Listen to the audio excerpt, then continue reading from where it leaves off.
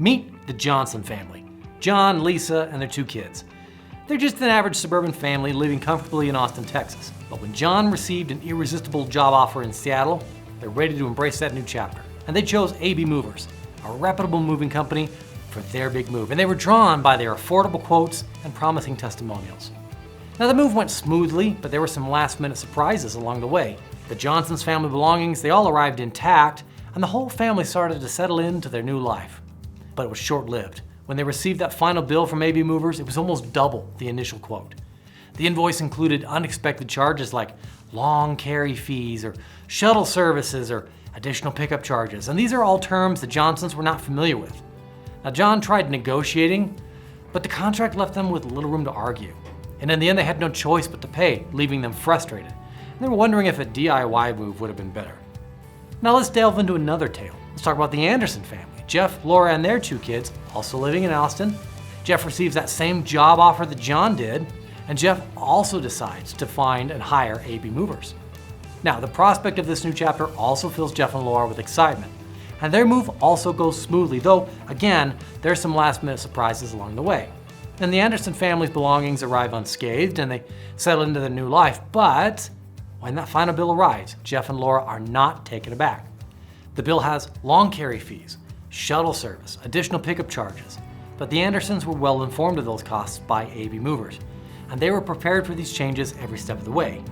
Now remember, these families find themselves in similar cross-country moving scenarios, but they are experiencing different outcomes when it comes to the final moving bill arriving. These stories will illustrate the contrasting experiences that customers of full-service moving companies will often encounter. So let's explore how you can emulate the Andersons and avoid the problems faced by the Johnsons. First, let's understand the basics of moving quotes. Now, a moving quote is an estimate of the total cost of a move, and moving companies will typically calculate quotes by considering several factors. Things like the size and weight of the items that are being moved, the distance between the pickup and drop-off locations, and any additional services required like packing or special loading assistance. They'll also look at the process of gaining access to the property. Can a truck get in there easily or not? And in the moving and transportation industry, we refer to these factors that affect moving costs as scope. Essentially, scope means the sum of all the details that will be performed by the movers. Now, moving companies will calculate their prices differently from one another, but the goal is always to provide the customer with an estimate of the total cost based on the scope of the move. It's important to note, though, that there are a couple of different types of estimates, such as binding and non-binding estimates and time and materials-based estimates. A binding estimate is based on inventory and scope of services. Now, provided those don't change and the origin and destinations don't change, then that means the cost will remain the same, but it doesn't mean it's entirely unchangeable. Because if you add items to your move or add services after signing the estimate, well then these changes could incur more charges. For a non-binding estimate, the variation between written estimate and final bill is going to be even greater. The estimate in this case is really only meant to serve as that, an estimate. You'll pay the actual cost once it's been calculated after the move, regardless of what the estimate said. Again, these are more common related to interstate moving costs, whereas hourly rates or time and materials estimates are typically more common in local moving, and they're the loosest estimates that exist in the moving industry. Now, in essence, the moving company will be saying, if they're using a time and materials-based estimate, that based on our experience, we think it'll take this long and these materials, moving boxes and equipment, to do this move. Well, in reality, on move day, it could be quite different. And in this situation, these bids aren't firm. They're really not meant to be taken as such. It's essentially an educated guess provided by the moving company to help you understand what it might cost. As a customer, it's best to be prepared for that going into the move, because you'll be billed on whatever time and materials were actually required after everything was completed.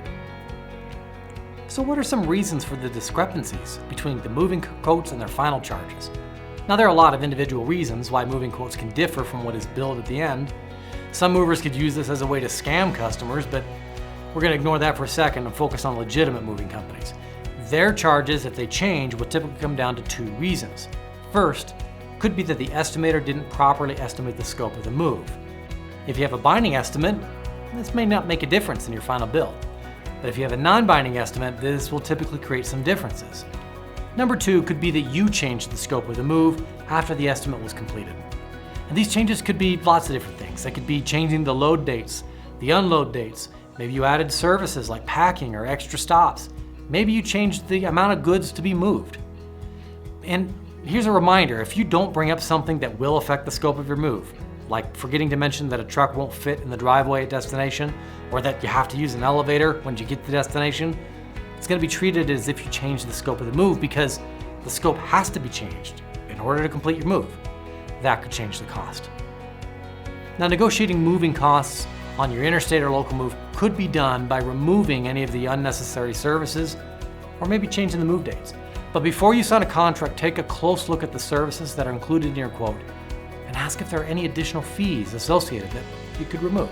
Additionally, if you can plan to take your move during off-peak times of the year, maybe like winter months, you might be able to get a better deal on your move than you would during peak moving season.